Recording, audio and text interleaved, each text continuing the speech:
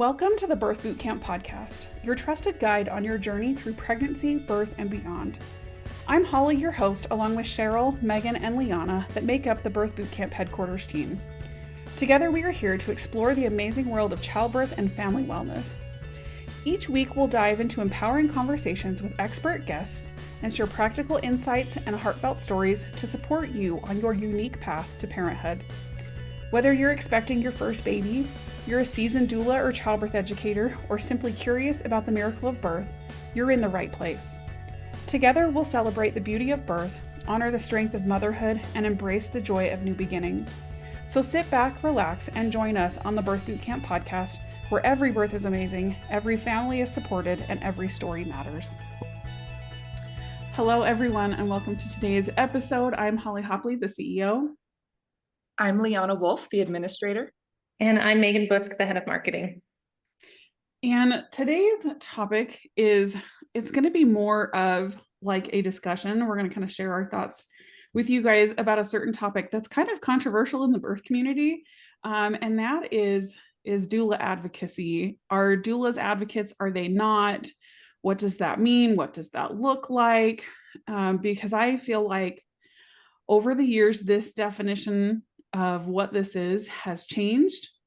I first became a doula almost 14 years ago. And when I first became a doula, it was very much like doulas are advocates. We'll speak up and say something. We'll, tell the providers and nurses what you do and don't want. I had people tell me that that's what they wanted when they hired me. But then after a few years, I kind of like that totally changed. And there was this like big movement and discussion in the birth community saying that doulas are not advocates. And I feel like that's how it was for a lot of the years that I kind of like when I was doing doula work full time. And it was very much that way for a while. But in recent years, probably the last year or two, I've been hearing more and more, seeing a lot on social media that doulas are advocates. And I think a lot of people are confused by this. And so the discussion can get pretty heated. I've seen it in like Facebook groups and like amongst doulas and all this stuff. And like on headquarters, we've had multiple conversations about this. Like, do we think doulas are advocates? What does that mean? Things like that. And we were finally like, let's put a podcast together about it. Like, let's chat about this. And not that I like think we have any grand answers, but I think it's worth a discussion. So, and even Birth Bootcamp's stance has been that doulas aren't advocates, but like the more we talk about it, the more we're kind of like, it's just bringing up a big old question mark of are we not? So that's where we're headed today. So for basic, like starting, like the definition of like an advocate is a person who publicly supports or recommends a particular cause or policy. And that's like the noun, or the verb part of it is just like publicly recommending or supporting something, which I thought, yeah. Which sounds like that's what we do. Yeah, I know. I'm kind of like, that's kind of what we do, right? And then the definition of advocacy, I think, is interesting. And it says any action that speaks in favor of, recommends, argues for a cause, supports or defends or pleads on behalf of others. Which even still, like, I'm like, we definitely do some of that, So, I mean, what do you guys think? Just based off of those definitions, what are your thoughts? It's funny. The more I think about it, just the fuzzier it gets. It's like, I can't make a decision. I've been a doula for 6 years, and yeah, I've never considered myself an advocate. I think I came in about the time that's when that shift was changing for you, Hollie. Mm-hmm. And when I look at the definitions, I go, yeah, an advocate, that makes sense. But I look at the definition of advocacy, and while yes, supports or defends, I don't know, the pleads on behalf of others always throws me, because I'm like, I can't speak for you. I can support you. And I always thought about advocacy as being a person who is speaking for you, is not just standing next to you, but is sometimes standing in front of you. And that doesn't swing with me. And so I don't know. And even different definitions that I looked up from different dictionaries were all kind of like, they were a little bit of both. And I'm like, I honestly don't know that I could say, I mean, before we started doing this research, like 2 months ago, I would have been like, we're not advocates. And now I'm like, are we? Kind of, yeah, but kind of no. I'm still not sure. Yeah. I love what you said there, that like, you're not, advocacy to you sometimes feels like you're standing in front of and not like to the side of to support. And I like that visually. And I completely agree with you. Like, I have done a lot of research on this law, asked a lot of people what they think about doulas and advocacy. And it seems like we're all kind of leaning the same way, but we're all calling it something different. And yes, there's some that are going to be a little bit more extreme as far as like speaking in behalf of their clients, which I don't believe that's our role. But it's such a fuzzy, like in my mind, as a community, we need to come up with a new word, because I don't feel like this is really giving us the term that we're all wanting to portray, that we are wanting to show like this is what we're doing as a doula. Yeah, I think that's a good way to put it. Yeah, I do. I think the more I talk to people, the more I'm like, I think a lot of us are on the same page, but like we're just using different words to explain it. We all kind of have different viewpoints, but I think a lot of us would ultimately agree if we put us all in a room and we all had these discussions. I think a lot of us would be on the same page. But it is, it's just kind of, yeah, it's just interesting. So let's kind of go from there of like if we said, let's agree, let's say that we're advocates, what would that look like? And to me, like when I hear a lot of people talk about advocacy, it's like helping your clients, like educating them about all of their options, and helping them with those things. And to me, I'm always like, yes, like absolutely, we should be telling our clients all of these things. But education is left out, like, and it's more of like the doulas doing all of this. And I'm like, wait, this is where like a really good quality childbirth class comes in. Because as doulas, I'm not there, like I don't have enough time. I don't spend enough time with my clients prenatally to to teach them everything. To really teach a full class. Yeah. Right. Yeah. And so that's why I'm like, that part is always left out.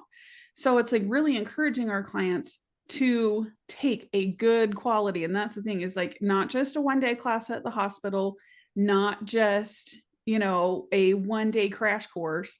Like they really need good quality, in-depth education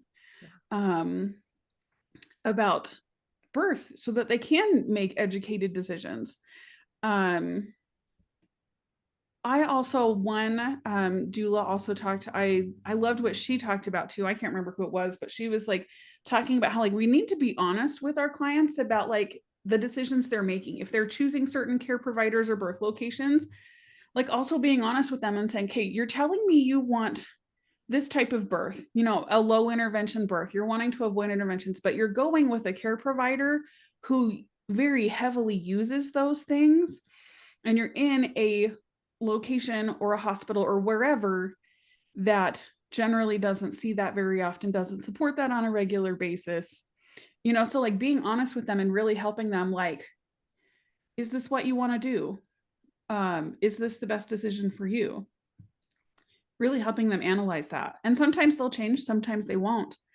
But at that point, I feel like I've done my job, like I've told them all the things. They've taken a class.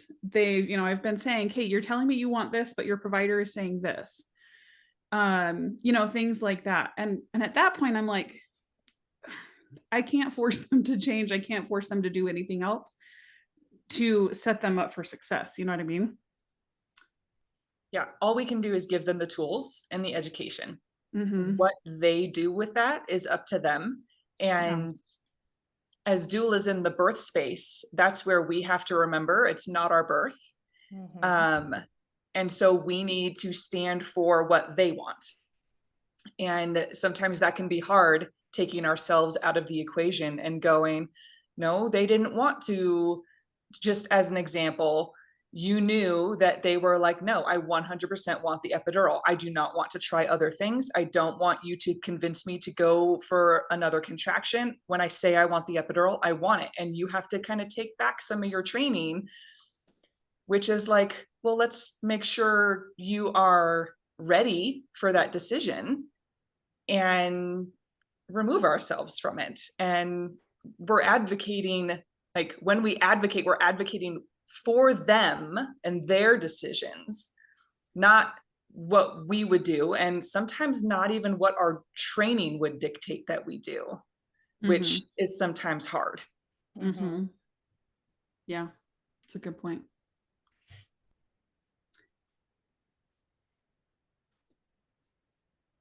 I just have so many things in my head.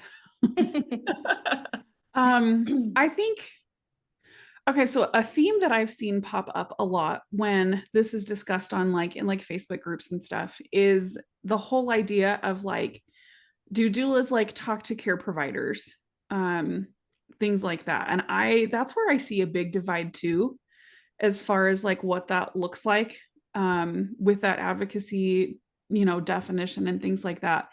And I see like, yes, like a lot of like some doulas will say yes, but surprisingly recently, I've seen a lot of doulas say, no, I don't talk to care providers or nurses. And that really surprised me because I'm like, you can't just talk to the care provider. Like I've never had an issue asking questions, like trying to clarify things. I had a doctor once who was like, well, we really don't want you to get out of bed. And I was the one who was like, sorry, I was the one that was like, is there a reason why she can't get out of bed? And he actually had one that I was like, okay, well, at least he's like, he had a reason instead of just being like, well, we just don't want her to, like, and so, but then I was able to kind of like further that conversation of like, okay, they have a reason. Like, is there a workaround? Can we figure something else out? Is there some different positions we can use? Things like that. I think a lot of times we just assume that providers are just doing things because that's just what they do. Because they're not the greatest at always giving all of the information, Yeah. So that's one thing that really surprises me, that a lot of doulas are like, no, I don't speak to providers. And I'm like, I just don't know how I feel about that because I do all the time. I talk to the nurses. I have brainstormed with so many midwives, like when we're like, okay, we've tried everything. What else can we try? Like, do you guys have experience with that or? Yeah, absolutely. And actually, I mentioned I had talked about like asking other doulas what they think about advocacy. And a lot of them, I feel like their reasoning behind that word and like how they portray that is more like building a relationship with care providers and nurses and the people on your birth team so that they can together help best support you. And I think that is our main role as a doula, is to make sure that everyone in that room is there to support you. And you can't do that if you're not talking with the care provider and the nurses. Like, you can't be divided because birth is such a special space. Like, you cannot have that tension. And I feel like building that relationship is so huge. And in addition to that, though, like, we have heard of a lot of situations where care providers are maybe not listening to the birth mother and being able to be like, just like you're saying, Holly, like asking questions, figuring out what the situation is so that everyone is on the same page. I was recently at a birth and the mom was saying, I do not want a cervical exam. That is not something I want. And then the provider just kept saying, well, we need to do a cervical exam. And in further investigation, I'm like, well, on my part, I said, like, she's obviously progressing. Like, you can tell there's other ways to tell that she's progressing because of the way she's behaving. And she's like, well, but that doesn't give us a number. And I'm like, well, as birth workers, we know that that's not the end all be all. And so just being able to like all of us be, okay, well, let's sit down and really realize like the mother wants nothing to do with this. So let's just give her space and be on with it. And I feel like in that moment, I was an advocate for her because that is something she was specifically verbally requesting. And I almost had to go to bat for her and say like, okay, let's take a few minutes, and maybe let's come back in a few hours and see if that's something she wants in the future. Mm-hmm. Yeah, I think that's a great example of times where we do say something. Yeah. Yeah, that's frustrating. I would have definitely been like, why they need that number to put it in their charts, Mm-hmm. Yeah. It's just kind of like, oh, it's frustrating when they don't honor those wishes. Cause I'm like, you can very easily write in their client refused a cervical exam. Yeah. And if it was like a medical situation where there was worry or concern, obviously that would be different. Right. But for something like this, as a doula, as an untrained medical, like we're not medical professionals, like, but this is something that is not necessary. Mm-hmm. So, and that just is something that at that moment, I think is where we kind of can step in as an advocate, as a doula advocate, I guess you could say, and kind of make her voice a little bit louder. Mm-hmm. Yeah, what you were talking about early, Megan, though, about talking with nurses and providers, collaboration, I think, is so important. And because you're right, we're supposed to all be on the same team, right? Like we're all supposed to be supporting our clients. And I feel like that's the gold. We don't want that us versus them mentality that still exists in a lot of places where we're the other.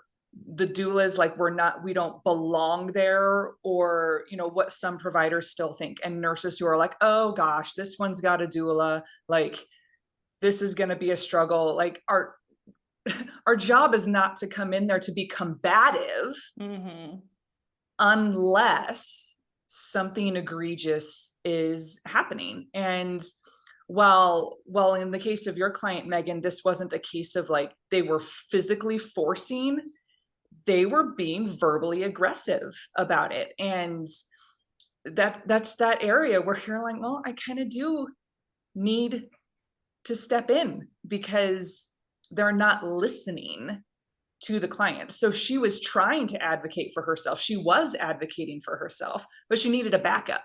She needed somebody else who was not in labor to be like, hey, we need more discussion about this. What is the purpose? That whole using your brain that we talk about all the time, we as doulas have to do it too. And sometimes our client is in labor and sometimes they can't. Yep.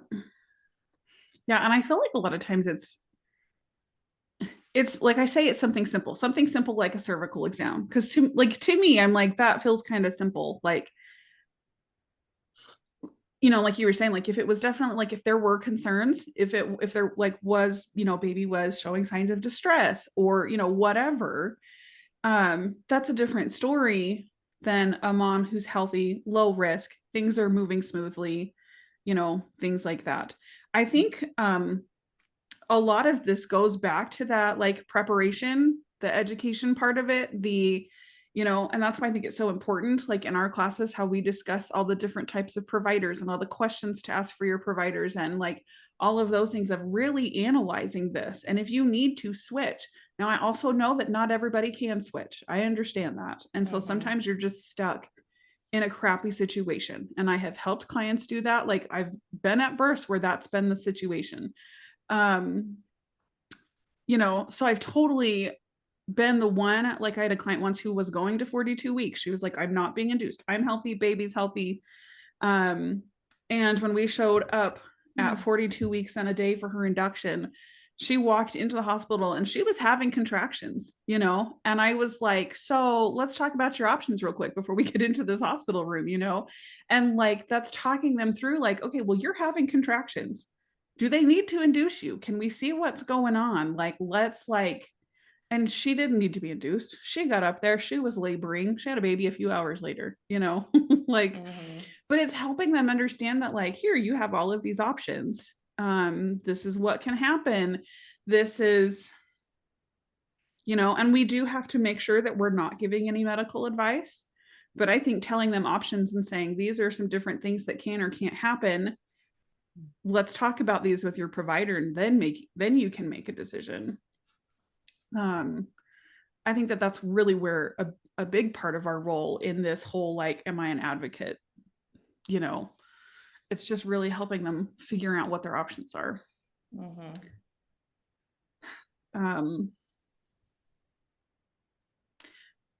So I think, so then the next question is like, do we speak for our clients? And I think there can be some gray area there, but like, I tell my clients, I will not make decisions for you. Yeah. Like, you have to make those decisions. And so if we're in a situation, I think similar to like yours, Megan, then it's just, your midwife says this is happening. What do you want? And it's ultimately up to them. Yeah. Yeah, I agree with you. I don't necessarily feel like we are, Liana, you should probably say this because you say it best, but like do not have like legally, we are not allowed to make decisions for people. And when Liana shared that with me, like mentally, I was like, I knew that, but then she like put it in words and I was like, yes, like that's true. We cannot legally make decisions for our clients. And so I think that's where the line draws, like, so that's where in my mind, like, no, we're not advocates because I legally cannot do this for you. Unfortunately, like that is just, it's just not, we just don't go there as far as making decisions for our clients. And I think it just goes back to like just communication and making sure everyone is aware of the plan and just giving that power to, and helping the mom feel powerful enough to make that decision herself. Yeah, when I have consults and I have somebody who says, I'm looking for somebody who will advocate for me, the phrase I use is, I do not have medical power of attorney. And it's almost like when I use that legalese, medical power of attorney, they go, oh. And I'm like, yeah, I can't make decisions for you. But then we reverse back to that definition again, where it's like, well, it doesn't necessarily say you're making decisions for somebody, but yet it does say, yeah, anyway, that's back to the beginning. But that's what I always say. I'm like, I can't, unless you grant me medical power of attorney, I can't call the shots in your delivery room. All I can do is and the hospital won't, like, if we were the ones trying to say, well, they don't want that, the hospital won't listen to us. Nope. Like, we don't make those decisions. They have to hear it from our client or their partner. And yeah. So, and I get that question a lot, and I have for my entire doula career, will you be my advocate for me? And that's when I'm like, okay, I always ask them too, well, what does that look like for you? What do you mean by that? Because everybody means something different. And I will get somebody who is like, well, I've heard people say, I'm just too shy. I don't feel like I can speak up for myself. And I'm like, well, you kind of have to, like, because they won't take my answer as what you say. Well, and that's when I ask, hey, do you have a partner who's going to be able to do this for you? Yeah. How do we work with those partners when they're the ones who are having to stand up and make those statements? And that's when it all goes back to education. Like, I always go back to that, is that preparation. Like, classes are so important for partners too, because they need to know all the things. They need to know all the options. And then they need to come together after taking those classes and decide what they want. And they both need to be on the same page. And so their partner needs to understand that this is what they want. And, I think a big part of it is giving them the confidence, because those clients who come to me and they're unsure about things at first, and I get them in a class and we have our prenatal visits, they gain that confidence. They've learned these skills of like how to talk to their provider, what questions to ask, kind of how to analyze all of this information. And then they don't usually have an issue with it.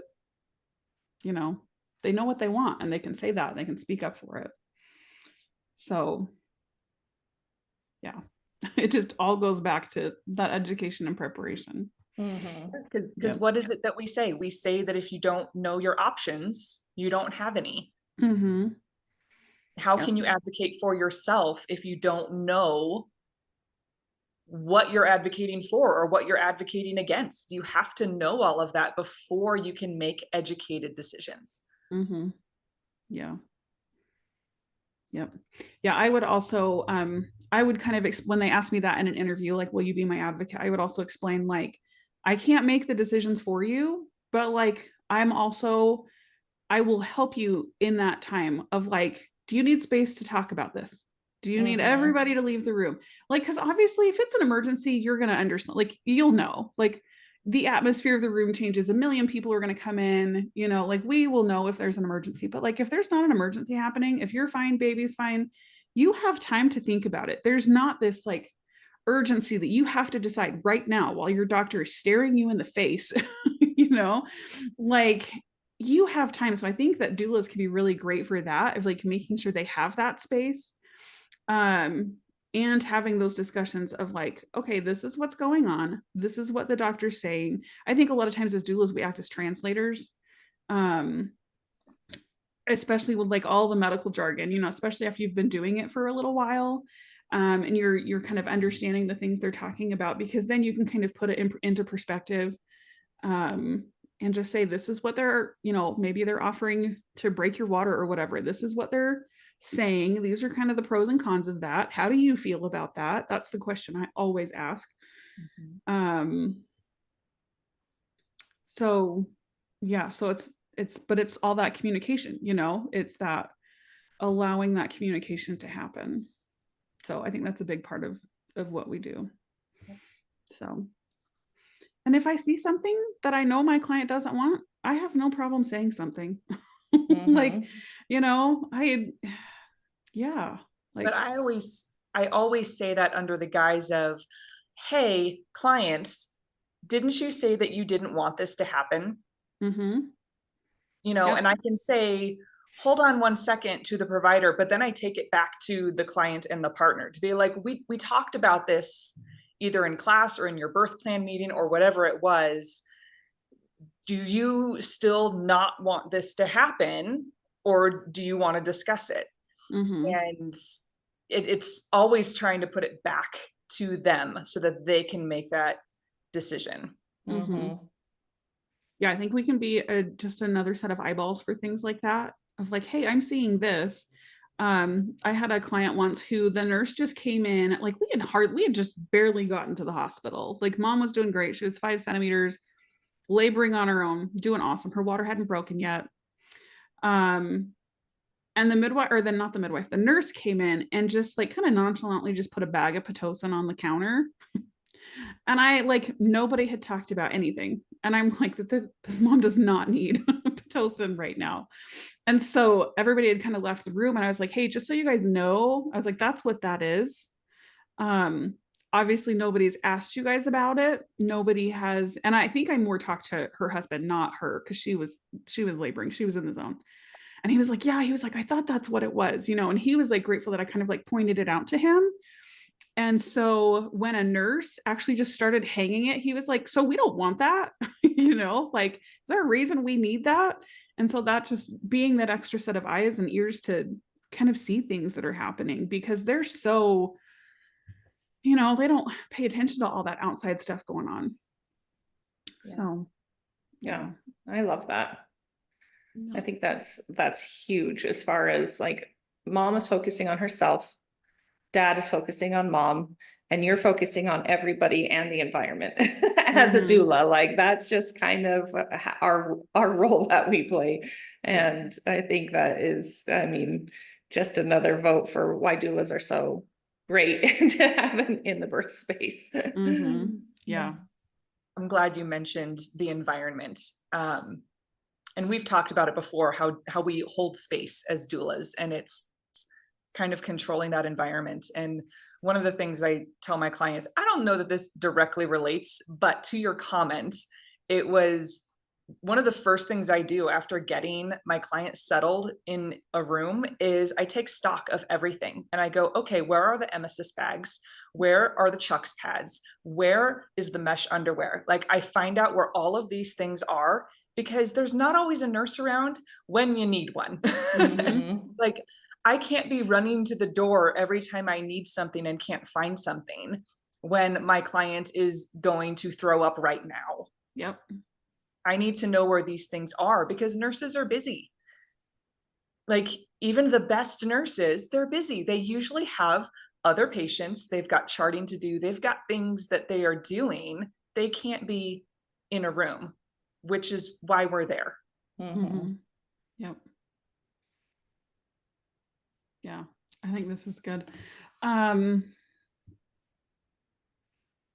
Can you guys think of any other scenarios where you feel like you kind of would be more on that, like, I am acting more as an advocate, you know, maybe where you would like push some more, maybe speak up a little bit more?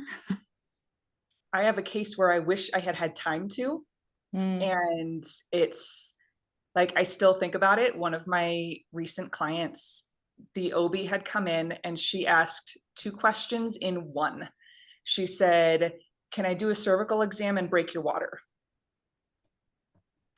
And my client, she kind of had like a whimpery yes. And like, I immediately was on full alert. But as soon as that word left her lips, that OB had the amni hook out and inside, and the water was broken inside 10 seconds. And I remember Wow. standing there going, my brain hadn't caught up yet to what was happening. And my client, bless her, like, our postpartum visit, I'm like, let's talk about that, because I mean, 10 minutes later, her contractions amped up like crazy, as we know, because her Mhm. water was broken. And she started crying. Why did they break my water? How could that have happened? Why didn't you stop that? And I felt horrible. And talking about it in postpartum, she's like, I don't actually blame you. I know that that happened really fast. And like, my husband confirmed, even he was like, what just happened? And but I think back and I'm like, I like, was I off my game? I don't know. And he's like, no, that was really fast. I don't know if anybody would have had time, unless you were with it, to actively reach out and smack her hand. There was no time to vocalize anything, especially in a respectful way, which we try to do with providers. And so it was one of those cases where I was like, did I miss it? Did I miss it?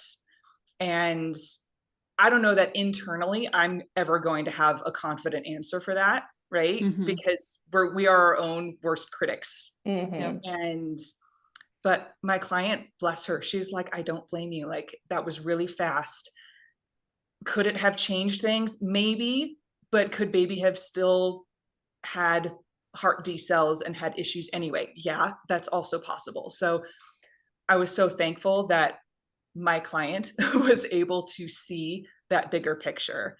But that was a case where if I had just a few more seconds, that would have been a hold on, and potentially physically putting my hand on her hand if she was really moving that fast, to get her to stop.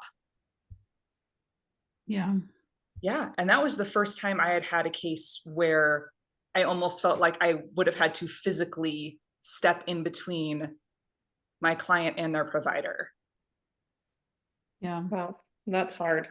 As a doula, that's hard, because that is something that you reflect on. And like, as doulas, we always come home from a birth and we think about everything, and we think about how it went, and we think about what we could have done differently, or what could have happened differently had, you know.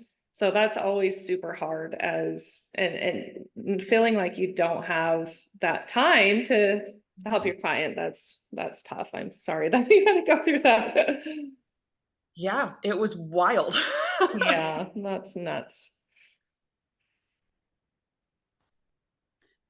Yeah, I think that's something that as doulas, I think, especially like, I'm thinking like the doulas that I train, you know, like that are kind of they're fresh, they're excited, you know, it's like I don't want them to be like, oh man, that's going to be my job, you know, but like there is kind of some serious reality in there, especially when your clients are birthing in the hospital. Like it's a system.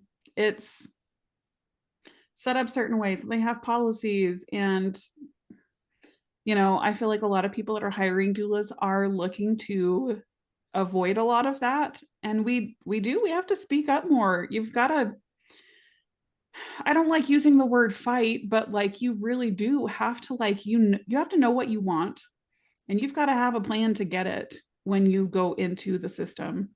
And that's whether you're using OBs. I mean, there's a lot of really great CNMs that deliver in hospitals, but there's also some not great ones, you know, and that's the same thing with OBs. There's some really I've worked with some really awesome OBs, but I've also worked with some really crappy ones. And I think like in your situation, Liana, I'm like, why aren't providers taught very early on, you know, about like, you shouldn't ask a mom in labor 2 questions at once. Like, you can't just, like, to me, that's common sense. That should be a no duh. You know, it should have been, are you okay with a cervical exam? Oh, and I would also like to break your water. Are you okay with that? Like, it's just frustrating that I feel like it's just common decency to like talk to a mom in labor so that she can understand it. Well, and honestly, I think this particular OB had an agenda. Oh, sure. I'm sure. Absolutely. I think she was tired of my clients advocating for herself for what she wanted. This was the same client who told her provider when she said she didn't want her to eat anymore. And she was like, I would prefer food. Yeah. Like she ate probably. She spent days advocating for herself beautifully, brilliantly. And so, I mean, I think this provider kind of had a little mini axe to grind and was tired of dealing with a patient who knew her own mind. Yeah. I've been struggling a little bit too lately because I'm seeing a lot of OBs are popping up on like my Instagram reels, and I'm kind of like, go away. But I've seen a lot of them try to like discredit doulas and even midwives lately. It's been kind of frustrating. Pretty much saying like, you know, we're not medical providers. We don't have any credentials like they do. And I'm like, okay, I may not have medical training, but I've also been doing this for almost 15 years. And I've been to a lot of births and I've seen a lot of things. And,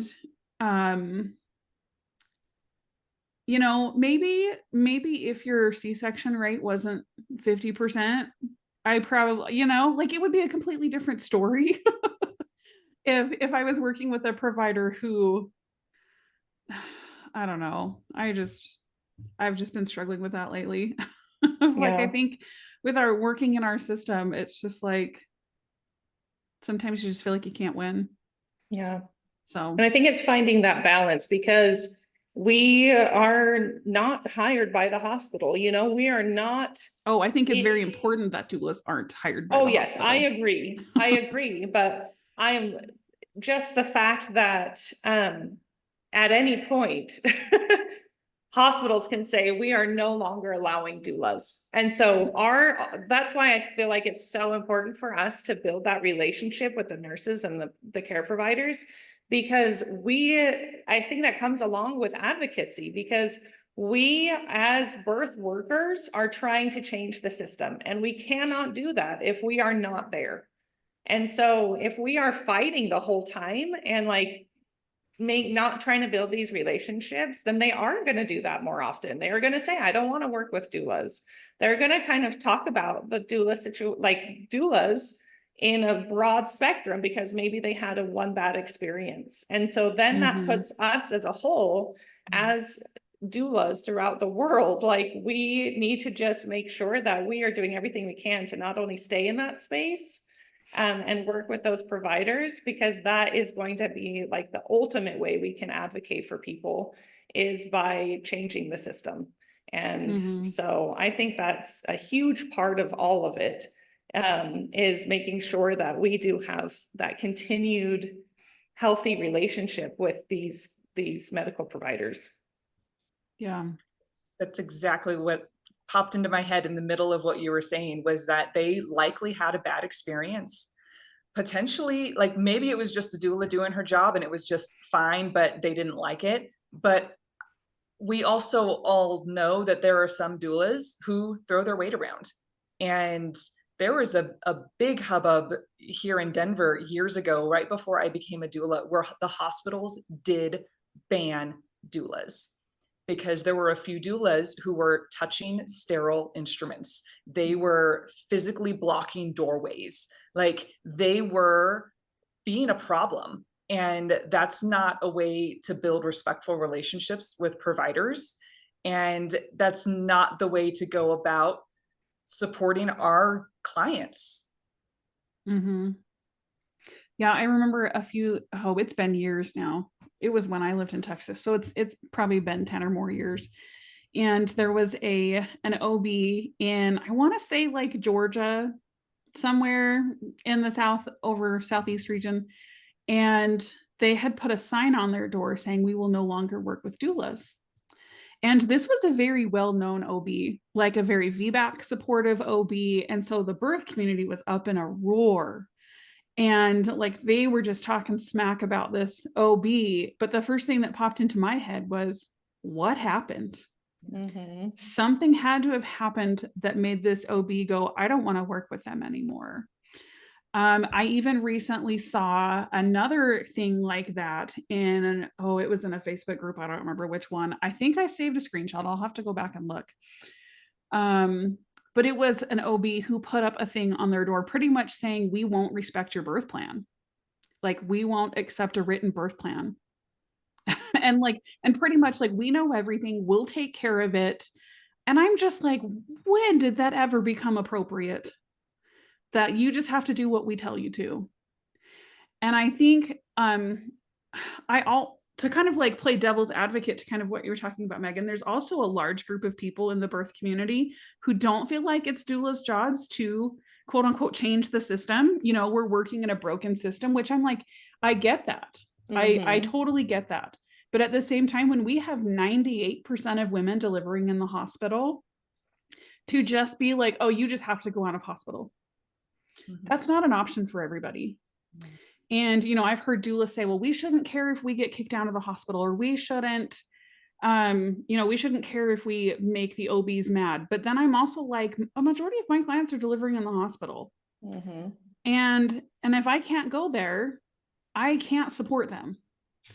So I see both sides, because I totally I totally agree with like both sides a little bit.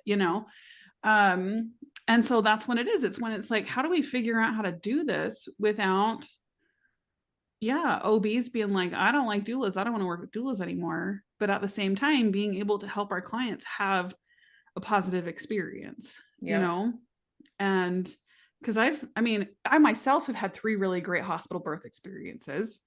And I have helped, hundreds of clients at this point have really positive hospital experiences. We've dealt with pretty crappy experiences too, but yeah, I don't know. So it's so hard. It's like, what do we do? It's like, we can't please everybody, Yeah. we can't, yeah, it's just hard.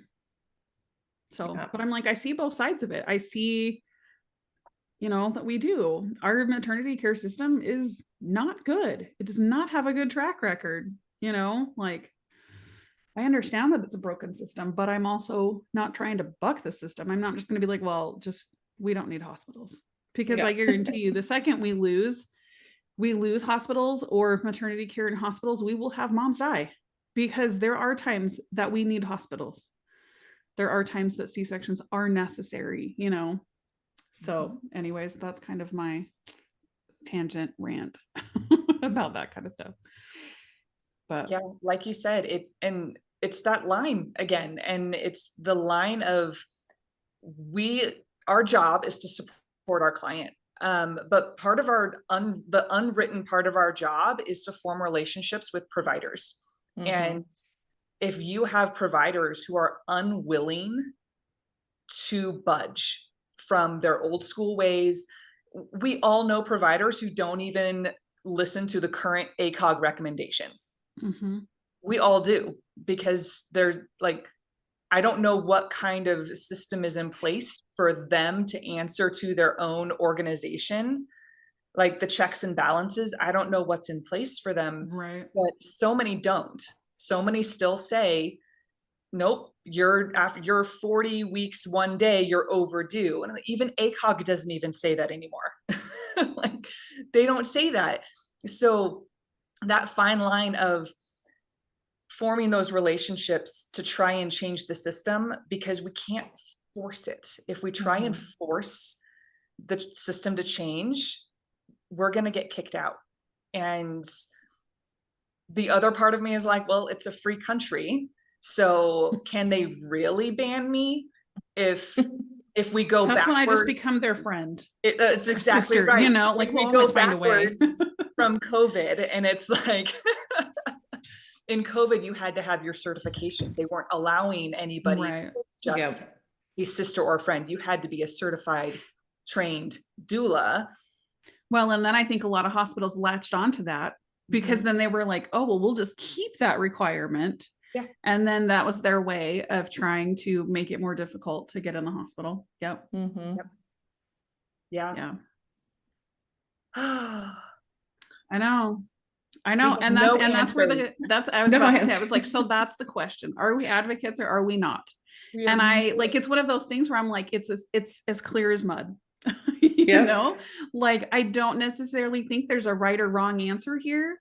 I think it's so situation dependent. Depends on your client, depends on the hospital and the provider, depends on what's happening, like, all that stuff. Yeah. So that's kind of where we're at and we don't know the perfect answer. We don't know where we stand on that. Yeah. Because birth boot camp for the longest time has been like, we're not advocates. And I'm like, and yet maybe we are. So, and like we've said, like, I think a lot of us would agree with that. Like, of the doulas that I've talked to, a lot of them are like when we're talking about these things and sharing different ideas, they're like, no, they're like, yeah, you're right. And then I hear their side of things and I'm like, you're right about that. So I think we're closer in definitions than we realize, but so I don't know. So we would love to hear from you if you've listened to all of this, because it's been a bit. We'd love to hear your thoughts. Do you think doulas are advocates or not? And why? If you think they are or are not, I want to hear why, what your thinking is. And I think that this is just it's going to continue to be a conversation. I don't think this topic is going away anytime soon. And so we will probably continue to talk about this. And I think our definitions will continue to change. And maybe we will come up with another word for it. I don't know. Maybe we'll keep thinking on this. But yeah, so I hope we didn't confuse anybody. I hope, but maybe it got you thinking about maybe times when you've been in the birth space, or even kind of like role playing some ideas in your head of like, what would I do if this happened? So that's kind of what our goal was, is to get people talking about this, thinking about it more. And yeah. So, all right. Anything else y'all want to add? Just, I'm as confused as ever.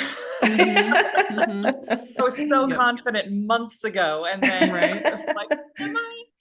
Yeah. I went back. We started talking about it last November.